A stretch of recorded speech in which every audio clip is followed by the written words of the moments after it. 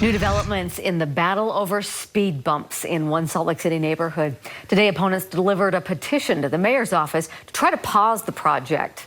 The group behind the petition says they gathered more than 600 signatures in an effort to stop until the community can give meaningful input. City leaders told KSL only a third of the signatures are from people who actually live in the impacted area along 1300 South. We first told you about the plan earlier this week. 8 speed bumps and a raised crosswalk will all be installed along 1300 South between 1700 East and Foothill Drive. A spokesman from the mayor's office says the project was launched in direct response to public outcry from repeated accidents and fatalities. Those against the speed bumps say they support road safety, but they feel like there's better solutions than speed bumps. The mayor's office says they're working to reach an amicable resolution with the community. All right, so you file your taxes, and if you're owed money, you get it.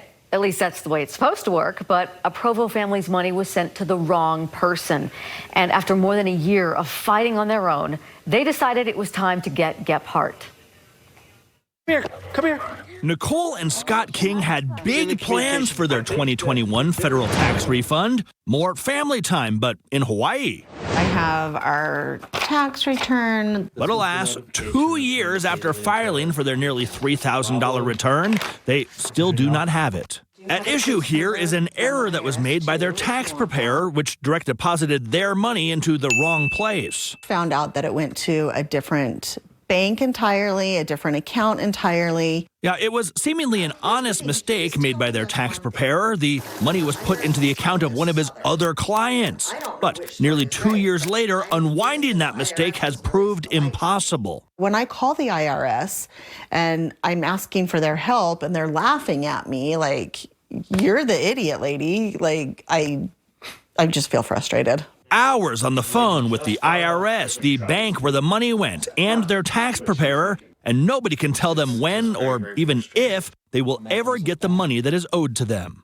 I feel like we're having to do all the work and not getting any help from anybody. All right, let's see if we can help. But I got to tell you the honest truth, I've never had this happen. Brad Graham was Scott and Nicole's CPA. He says he is also frustrated. Send a letter to the IRS, tried to call the IRS. Was it easy to get a hold of these people? Oh, no, heavens no. Graham says his other client, the one who got the money, had that money taken out of her account more than a year ago after the error was reported. Where is it now? He cannot say for sure, but he also has been powerless to get the IRS and the bank on the same page. Their job is to send it back to the IRS, which they didn't do. So where is the money? Well, the IRS would not talk to us about this case at all, simply sending a few links stating things like, you are responsible for any mistakes made on your tax return. So we reached out to the bank where the money was sent. Ally Bank also would not comment, but our emails seemed to break the logjam.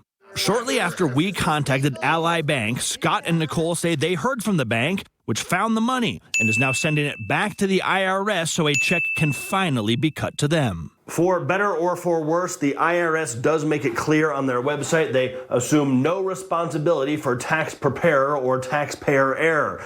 In the event that your money ends up in somebody else's account and you can't get it sent back, you may have to sue to get your money. Matt Gephardt, KSL 5 News. Wow, all right, Matt taking on the